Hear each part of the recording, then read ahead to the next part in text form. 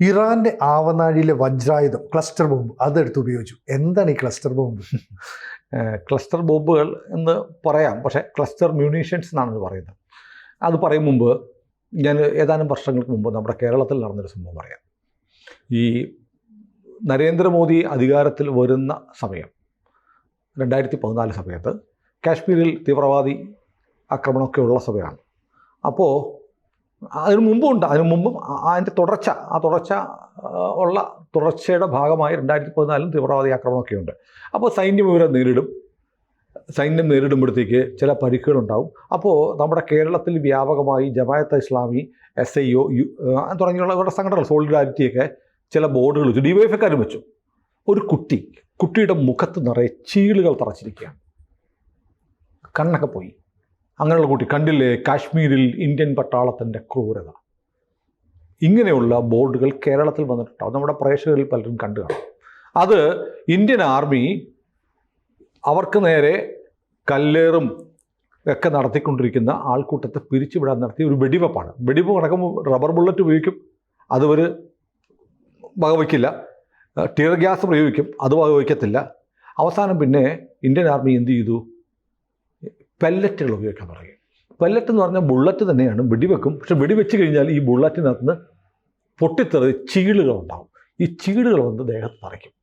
അപ്പോൾ മരണം ഉണ്ടാവത്തില്ല, പക്ഷേ ദേഹം മുഴുവൻ പരിക്ക് പറ്റും. ചെറിയ ചെറിയ ചീളുകൾ തറച്ചത്, ഇരുമ്പിൻ്റെ മെറ്റൽ ചീളുകളാണ് തറച്ചുകൾ.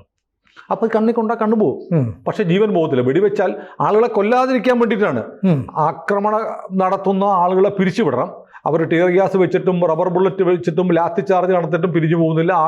ആയുധങ്ങളുമായി വന്ന് സൈന്യത്തെ ആക്രമിക്കുമ്പോൾ സൈന്യത്തിന് 2 മാർഗ്ഗമുള്ളൂ. ഒന്ന് വെടിവെച്ച് കൊല്ലുക. സ്വന്തം ജനതയെ വെടിവെച്ച് കൊല്ലാൻ പറ്റാത്തതുകൊണ്ട് അവർക്ക് ചെറിയ പരിക്ക് സമ്മാനിക്കുന്ന ഈ തരത്തിലുള്ള പെല്ലറ്റ് ഷൂട്ടിംഗ് നടത്തി നമ്മൾ. അതിൻ്റെ നടത്തിയിട്ടുണ്ട്, ഇല്ലെന്ന് പറയുന്നില്ല. ഇങ്ങനെ പെല്ലറ്റ് ബുള്ളറ്റുകൾ നമ്മൾ 1-2 തവണയാകെ ഉപയോഗിച്ചിട്ടുള്ളൂ. പക്ഷെ അതും ഈ പറയുന്ന പോലെ ആളുകളുടെ മുഖത്തും ഒന്നും വെടിവെച്ചില്ല.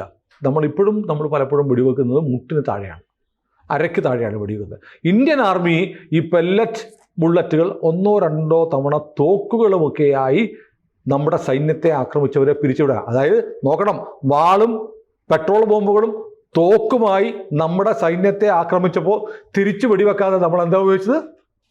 പെല്ലറ്റ് ബോംബുകളാണ്. ഇതിപ്പോൾ ആശുപത്രി കൊണ്ടുപോയി കഴിഞ്ഞിട്ട് വെടിയേറ്റാൽ ഇത് ചീളുകൾ എടുത്ത് കളയണം. നമ്മൾ മുഖത്തേക്കൊന്നും വെടിവെച്ചിട്ടില്ല. പക്ഷേ ഇവിടെ മുഖത്ത് വെടിയേറ്റ ഒരു പെൺകുട്ടിയുടെ ചിത്രം കേരളത്തിൽ വ്യാപകമായി ഒട്ടിക്കപ്പെടും. അതെവിടെ നിന്നുള്ള പടമായിരുന്നു അറിയാമോ? ഇസ്രയേൽ ഗാസയിൽ വെടിവെച്ച ചിത്രമായിരുന്നു. ഇന്ത്യൻ ആർമി ഇന്ത്യൻ ജനതയുടെ കണ്ണ് കളയാൻ വേണ്ടി അവരുടെ തലയ്ക്ക് നേരെ, മുഖത്ത് നേരെ പെല്ലറ്റുകൾ ഉപയോഗിച്ചു എന്ന് പറഞ്ഞുള്ള ഒരു ക്യാമ്പയിൻ ഇവിടെ നടന്നിട്ടുണ്ട്. കള്ളമായിരുന്നു, വ്യാജമായിരുന്നു. അത് ഞാൻ പറയാൻ വന്നത്, ഈ പെല്ലറ്റ് എന്ന് പറയുന്ന സാധനം വെടിയുണ്ടയാണ്. വെടിയുണ്ട പുറത്തോട്ട് പോയാൽ അതിൽ നിന്ന് ചീളുകൾ തെറിച്ചു പോകും. അതുപോലെയാണ് ഈ ക്ലസ്റ്റർ മ്യൂണീഷ്യൻസ് എന്ന് പറയുന്നത്. ഒരു മിസൈലിൽ, ഒരു ബാലിസ്റ്റിക് മിസൈലിൽ ഒരു ക്ലസ്റ്റർ മ്യൂണീഷ്യൻ, അതൊരു ചെറിയ വാർഹെഡ് പോലെ വെക്കുന്ന സാധനം, ഇതിനെ അങ്ങ് വിടും. ഇപ്പോൾ ഇറാൻ ഉപയോഗിച്ചു എന്ന് പറയുന്ന ഈ ക്ലസ്റ്റർ മ്യൂണീഷനെ കുറിച്ച് പറയുന്നത്, അത് ആകാശത്തേക്ക് 7 കിലോമീറ്റർ ഉയരത്തിലേക്ക് പോകും ഷൂട്ട് ചെയ്ത് കഴിയുമ്പോൾ. അവിടെ വെച്ച് ഇത് പൊട്ടിച്ചിതറുമ്പോൾ ഓരോന്നും ഓരോ ചെറിയ റോക്കറ്റുകൾ പോലെ, ബോംബുകൾ പോലെയായിട്ട് മാറും. എന്നിട്ട് ഇത് പൂക്കുറ്റി പോലെ ചിതറി പലയിടത്ത് വീഴും. അപ്പോൾ ഒരു ടാർഗറ്റിൽ മാത്രമല്ല, ഇറാനും ഇസ്രയേലും തമ്മിലുള്ള ഏറ്റുമുട്ടൽ കഴിഞ്ഞ വർഷം നടന്നല്ലോ, അതെ, ഒക്ടോബറിൽ. ആ സമയത്ത് അവരുടെ ഖ്വാദർ എന്ന് പറയുന്ന മിസൈലിൽ ഇവർ ക്ലസ്റ്റർ മ്യൂണീഷ്യൻസ് വെച്ച് നെവാറ്റിം എയർബേസ് ആക്രമിച്ചിരുന്നു. അപ്പോൾ അവിടെ വെച്ചാൽ ഒരു മിസൈൽ വന്ന് വീഴുമ്പോഴത്തേക്ക് ആ വീഴുന്നിടത്ത് മാത്രമേ ഹിറ്റ് ചെയ്യത്തുള്ളൂ. പക്ഷേ ക്ലസ്റ്റർ അമ്യൂണേഷൻ ആണെങ്കിൽ അത് എയർപോർട്ടിൽ അവിടെ വന്നു വരുമ്പോൾ അത് ഒരു മിസൈൽ എന്നുള്ളത് പല മിസൈലുകളായിട്ട് മാറും, പല ബോംബുകളായിട്ട് മാറും. അപ്പോൾ എയർപോർട്ടിൽ ഒരിടത്തേക്ക് വന്നാൽ മാത്രമല്ല, ഒരിടത്ത് വന്ന് പതിക്കുമ്പോൾ ഒന്നുമില്ലെങ്കിലും മറ്റുള്ളത് പോയി വേറെ പ്ലെയിനോ എല്ലാം കിടക്കുന്നിടത്ത് വീണ് പൊട്ടും. അപ്പോൾ അപകടം കൂട്ടാം, കാഷ്വാലിറ്റി കൂട്ടാം. അതാണ് ഈ ക്ലസ്റ്റർ അമ്യൂണേഷൻ്റെ പ്രത്യേകത. ക്ലസ്റ്റർ ബോംബുകൾ എന്ന് വേണം ലളിതമായി പറയാം. ഈ സാധനത്തിൻ്റെ പ്രത്യേകത എന്ന് പറയുന്നത്, ഇത് ഉപയോഗിച്ചു എന്നുള്ളത് വാർത്തയാവാനുള്ള കാരണം 100 രാജ്യങ്ങൾ ഇത് നിരോധിച്ചിരിക്കുകയാണ്. ക്ലസ്റ്റർ ബോംബുകൾ ഉപയോഗിക്കാൻ പാടില്ല എന്ന് ഈ 2008 ഒരു അന്താരാഷ്ട്ര കൺവെൻഷനിൽ 100 രാജ്യങ്ങൾ ചേർന്ന് ഒപ്പുവെച്ചിട്ടുണ്ട്. പക്ഷേ ഈ 100 രാജ്യങ്ങളിൽ ഇസ്രയേൽ, റഷ്യ, ചൈന, അമേരിക്ക, ഇറാനും ഒപ്പുവെച്ചിട്ടില്ല. എന്നാൽ പോലും പൊതുവിൽ രാസായുധങ്ങൾ ഉപയോഗിക്കാൻ പാടില്ല, ജൈവായുധങ്ങൾ ഉപയോഗിക്കാൻ പാടില്ല എന്ന് പറയുന്ന പോലെ ക്ലസ്റ്റർ അമ്യൂണേഷൻസ് ഉപയോഗിക്കാൻ പാടില്ല എന്ന് വാക്കാലുണ്ട്. ഒപ്പുവെക്കാത്ത രാജ്യങ്ങളാണെങ്കിൽ പോലും അവർ ഉപയോഗിക്കാറില്ല. അമേരിക്ക പിന്നെ ഈ പറയുന്ന പോലെ വിയറ്റ്നാം യുദ്ധത്തിൽ അമേരിക്ക CBU-24 എന്ന് പറയുന്ന ക്ലസ്റ്റർ, അതും CBU-24ഉം BLV-26 എന്ന് പറയുന്ന ക്ലസ്റ്റർ അമ്യൂണേഷൻ ഉപയോഗിച്ചിട്ടുണ്ട്. വിയറ്റ്നാമിലും ലാവോസിലും കംബോഡിയയിലും ഉപയോഗിച്ചിട്ടുണ്ട്. വ്യാപകമായ ആളുകൾക്ക് നാശമുണ്ട്. കാരണം ഒരു ഈ സിവിലിയൻ ഏരിയയിലേക്ക്, ജനവാസ മേഖലയിലേക്ക് ഒരു ക്ലസ്റ്റർ അമ്യൂണേഷൻ വിടുകയാണ്. അത് അന്തരീക്ഷത്തിൽ വന്നിട്ട് ഒരു 10, 20, 100 ചെറിയ ബോംബുകളായി ചിതറിയാൽ വലിയ തോതിൽ ആളുകളെ കൊല്ലാൻ പറ്റും. ചെച്ചനിയ യുദ്ധത്തിൽ റഷ്യ ചെച്ചനിയൻ വിമത പോരാളികൾക്കെതിരെ ഉപയോഗിച്ചു. പിന്നെ ഗൾഫ് യുദ്ധത്തിൽ 1991 CBU-87 ഇറാഖിൽ അമേരിക്ക പ്രയോഗിച്ചിട്ടുണ്ട്. പിന്നെ ഈ അഫ്ഗാൻ യുദ്ധകാലത്ത് മുജാഹിദീനുകൾക്കെതിരെ സോവിയറ്റ് യൂണിയൻ അവരുടെ AO-1SCH എന്ന് പറയുന്ന ക്ലസ്റ്റർ അമ്യൂണേഷൻ ഉപയോഗിച്ചിട്ടുണ്ട്. ഇതൊക്കെയാണ് ലോകത്ത് ഈ ക്ലസ്റ്റർ ബോംബുകൾ ഉപയോഗിച്ചതിൻ്റെ ചരിത്രം. അതായത് അതിനുശേഷം ഇപ്പോൾ ഈ ഖദർ എയർ മിസൈലിൽ ഇത് വാർഹെഡായിട്ട് വെച്ചിട്ട് നെവാറ്റിം എയർബേസിലേക്ക് ഇറാൻ പ്രയോഗിച്ചിരുന്നു. എന്നാൽ പോലും അത് കുഴപ്പമാണ്. ഈ അന്താരാഷ്ട്ര നിയമങ്ങൾക്ക് ലംഘിക്കുന്നതിന് തുല്യമാണെന്ന് അന്ന് ഉയർന്നെങ്കിലും അത് പക്ഷേ ആൾക്കൂട്ടത്തിൻ്റെ മേഖലയിലേക്കായിരുന്നില്ല, സിവിലിയൻ മേഖലയിലേക്കായിരുന്നില്ല. പക്ഷേ ഇപ്പോൾ ഇവർ ഈ ക്ലസ്റ്റർ ബോംബുകൾ അല്ലെങ്കിൽ ക്ലസ്റ്റർ അമ്യൂണേഷൻ മിസൈലിൽ അയച്ചിരിക്കുന്നത് അസോർ എന്ന് പറയുന്ന ടൗണിലേക്കാണ്. മേഖലയിലേക്ക്, ജനവാസ കേന്ദ്രത്തിലേക്ക്, സിവിലിയൻ ഏരിയയിലേക്ക് വീണു. അവിടെ ഒരു വീടിന് നാശനഷ്ടമുണ്ടായി എന്നാണ് IDF പറയുന്നത്. പക്ഷേ ഇത് യുദ്ധത്തിനെ മറ്റൊരു തരത്തിലേക്ക് മാറ്റുകയാണോ എന്നൊരു സംശയിക്കുന്നുണ്ട്. കാരണം ഈ ആൾക്കൂട്ടത്തിൻ്റെ നാശം, ജനങ്ങളുടെ നാശം ഉറപ്പാക്കണം എന്നുള്ള ഒരു തന്ത്രത്തിലേക്ക് ഇറാൻ മാറുന്നു എന്നൊരു സംശയമുണ്ട്. കാരണം ഇറാനിൽ ഇപ്പോൾ തന്നെ വിരുദ്ധ വികാരമുണ്ട്. ഗാസയിൽ യുദ്ധം നടക്കുന്നു, ബന്ദികളെ വിട്ടിട്ടില്ല.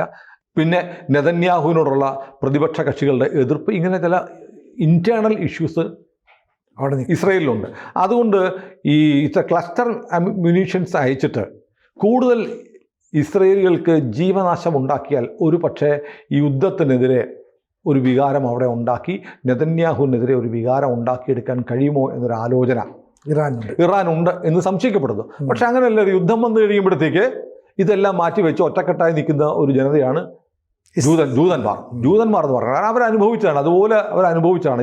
ഇപ്പോൾ നടക്കുന്ന യുദ്ധം അവരെ ഉന്മൂലനം ചെയ്യാനുള്ള യുദ്ധമാണെന്നും ആ ഉന്മൂലനത്തെ ചെറുക്കാൻ വേണ്ടിയിട്ടാണ് രാജ്യം ഇപ്പം ഇറാനുമായി യുദ്ധത്തിൽ ഏർപ്പെട്ടിരിക്കുന്നതെന്നും അറിയാം. കാരണം ന്യൂക്ലിയർ ആയുധം ഉണ്ടാക്കിയാൽ ഉറപ്പായിട്ടും അതുകൊണ്ട് ഈ പ്രതിഷേധമുള്ള ജൂതന്മാരുടെ തലയിൽ കൂടെ ഇറാൻ കൊണ്ടിടും. അതുകൊണ്ട് ഒറ്റക്കെട്ടായി നിന്ന് ഇറാനെ തോൽപ്പിക്കുക എന്നുള്ളത് സകല ജൂതന്മാരുടെയും സകല ഇസ്രയേലികളുടെയും ആവശ്യമാണ്. അവിടെ 18% മുസ്ലിമുകളുണ്ട് ഇസ്രയേലിൽ. അവർക്ക് നമ്മൾ പറയുന്ന ജൂതരാഷ്ട്രം എന്നൊക്കെ പറയുമ്പോൾ ജൂതന്മാരുടെ രാഷ്ട്രമായതുകൊണ്ട് അവിടെ മുസ്ലിങ്ങളില്ലാന്ന് കരുതരുത്. 18% മുസ്ലിമുകളുണ്ട്. അവർ ഇസ്രയേൽ സേനയിൽ ഉൾപ്പെടെയുണ്ട്. അവർക്ക് അവിടെ ജൂതന്മാർക്കുള്ള എല്ലാ അവകാശങ്ങളും ഇസ്രയേലിലെ പൗരന്മാരായ മുസ്ലിമുകൾക്കുണ്ട്. അവരെ മുസ്ലിമുകളായിട്ടല്ല, അവരെ ഇസ്രയേലികളായിട്ടാണ് ഇസ്രയേലിലെ ഭരണകൂടം കരുതുന്നത്. അപ്പോൾ അങ്ങനത്തെ ഒരു രാജ്യമാണ് അവിടെ. അല്ലാതെ ഇപ്പം ഇസ്ലാമിക രാജ്യങ്ങളിൽ ജൂതന്മാർ എന്നാൽ എന്തായിരിക്കും അവസ്ഥ? രണ്ടാം കിട പൗരന്മാരുടെ, കൊല്ലപ്പെടേണ്ട പൗരന്മാരായിരിക്കും. അപ്പോൾ ഇസ്രയേലിനെ കുറിച്ച് കുറ്റം പറയുമ്പോൾ ഇതുകൂടെ ആലോചിക്കണം. ഇസ്രയേലിൽ ജൂതന്മാരുണ്ട്, മുസ്ലിമുകളുണ്ട്. അവർ ജൂതന്മാർക്കുള്ള എല്ലാ സ്വാതന്ത്ര്യങ്ങളും പദവികളും അധികാരങ്ങളും അവകാശങ്ങളും അനുഭവിച്ചാണ് അവിടെ ജീവിക്കുന്നത്. അപ്പോൾ ഏതായാലും ഈ ഇറാൻ ഇപ്പോൾ കളിച്ച കളി ഒരു അന്തം വിട്ട പുള്ളി എന്തും ചെയ്യും എന്ന് പറയുന്നത് പോലൊരു കളിയാണ്. കാരണം ഇതേ നാണയത്തിൽ ഇസ്രയേലിൻ്റെ പക്കലും ഉണ്ട്. ഇസ്രയേലിൻ്റെ പക്കൽ ഇത് മാത്രമല്ല, രാസായുധങ്ങളും ജൈവായുധങ്ങളും ഒക്കെ ഉണ്ടെന്ന് ആരോപിക്കുന്ന അറബ് രാജ്യങ്ങളാണ്. ഇതൊക്കെ എടുത്ത് തിരിച്ച് ഇസ്രയേൽ പ്രയോഗിച്ചാൽ, കാരണം ഇസ്രയേലിൻ്റെ കയ്യിലാണിപ്പോൾ ഇറാൻ്റെ ആകാശം ഏതാണ്ട് പൂർണ്ണമായിട്ടുള്ളത്. ഇപ്പോൾ ചരിത്രത്തിൽ ആദ്യമായിട്ടാണ് ഇറാൻ്റെ ആകാശത്തു നിന്നൊരു ഇറാനിയൻ ഫ്ലൈറ്റ് യാത്രക്കാരുമായി പുറപ്പെടുന്നത്. അത് ഇന്ത്യയിലേക്ക് വിദ്യാർത്ഥികളെ കൊണ്ടുവരാൻ പോവുക. ഇറാൻ ആകാശം തുറന്നു കൊടുത്തു. ഇന്ത്യ നമ്മൾ അവിടുന്ന് ഇവാക്വേറ്റ് ചെയ്യാൻ പോവുകയാണ്. ഓപ്പറേഷൻ സിന്ധുവിൻ്റെ ഭാഗമായി നമ്മുടെ കുട്ടികളെ കൊണ്ടുവരാൻ പോവുകയാണ്. അപ്പോൾ ഏതായാലും അത്തരം വലിയ കാഷ്വാലിറ്റി ഉണ്ട്. ഇറാൻ ഇപ്പോൾ കാണിക്കുന്ന ഇത് വല്ലാത്തൊരു കടുങ്കൈയാണ്. ആ തരത്തിൽ വലിയ നാശനഷ്ടങ്ങളും അപകടവും മരണങ്ങളും ഇസ്രയേലിലില്ല എങ്കിൽ പോലും ഇതേ കാര്യങ്ങൾ തിരിച്ച് ഇസ്രയേലും ചെയ്താൽ എന്തായിരിക്കും? കൂടുതൽ വാർത്തകളും വിശേഷങ്ങളും നിങ്ങളിലേക്ക് എത്താൻ ABC മലയാളം സബ്സ്ക്രൈബ് ചെയ്യുക, ബെൽബട്ടനും അമർത്തുക.